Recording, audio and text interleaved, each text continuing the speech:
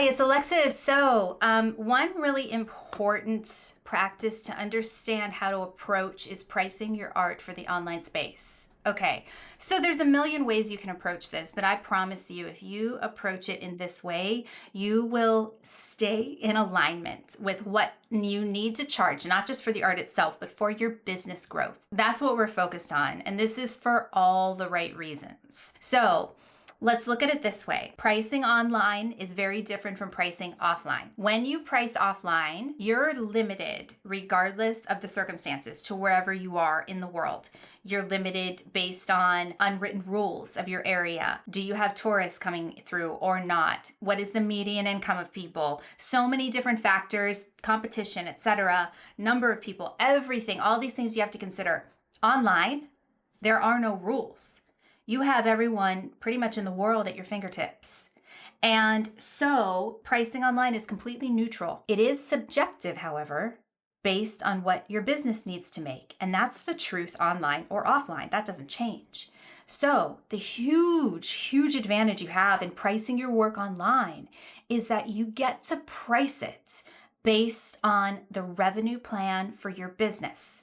Now, how does that work? Well, the long and the short of it is this. If you look online to try to figure out what other artists are charging based on their method, whatever that might be, you could drive yourself crazy because there is no rhyme or reason to it. Because you have no idea what method they're using. Either they're using their own opinion, which is the worst you could possibly do. None of us could do that well because our opinion doesn't really matter when it comes to pricing. And not only that, especially if you're limited and you have roadblocks coming up against what you're worth, what the artist's worth, you're the worst person to be doing that for yourself. You could be undercharging. Also, you could look at artists who might be charging on things that are so not resourceful, like per hour how long it took them to make the piece. That makes no sense whatsoever. Let's just say one day you woke up and in 10 minutes you created a masterpiece because the spirit just moved through you.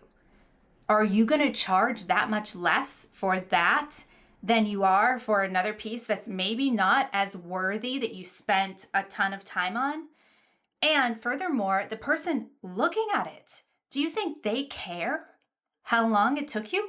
If anything, it's worth 10 times more because you spent less time on it.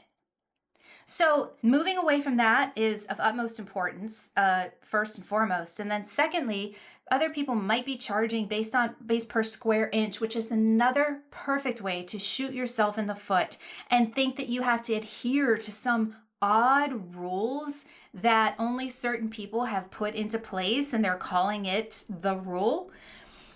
That's why at Artists in Business, we've never adhered to that kind of thinking because it's reflective of what we see in the fine art world, which is very exclusionary, sets odd rules that only certain people would ever be able to fall under and succeed in. And it goes against the whole meaning and purpose of what art is to begin with. Art is for everyone. So when we build businesses here at Artists in Business, we're focused on helping each artist who are masters of their craft and evolving every step of the way, whether at the beginning of their journey or midway through or just beyond masterful and continuing to grow. We're here to help you find your right investors or buyers and connect with them for the right reasons. We build the business around your artistic vision, nothing else.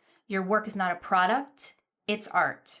So when we look at how to price that, we want to look at it in the same way. It's art. How can we set a baseline for what we need to charge and be flexible?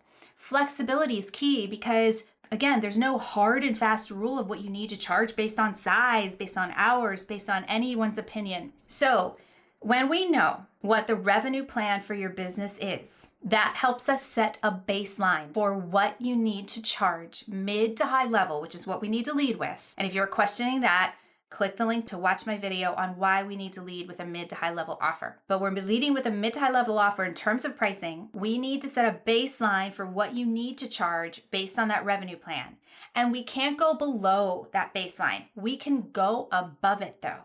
And we have lots of flexibility to do that. We just can't go below it.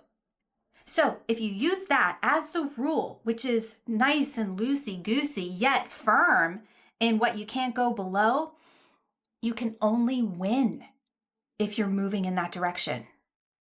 And everyone wins. You win, your ideal buyers or clients win, the art wins. It's a win-win-win situation for everybody. So how do you go about this in a more detailed way? Well, click below to get my revenue planning guide. Fill that out. And once you do, go ahead and join our free community where we can walk you through exactly how to think about pricing based on that revenue plan. It's called the Profit Ladder. We'll walk you through it one step at a time. Really excited to do so. And if you have any further questions, let us know. But here's a question I have for you right here and now. What is one major roadblock or challenge you come across constantly now when it comes to pricing your work? Please share that in the comments below, and let's have a dialogue about that to talk about what in the heck is actually in the way. We can break through it faster than you could believe, so go ahead and share, and I'm excited to talk with you more about that.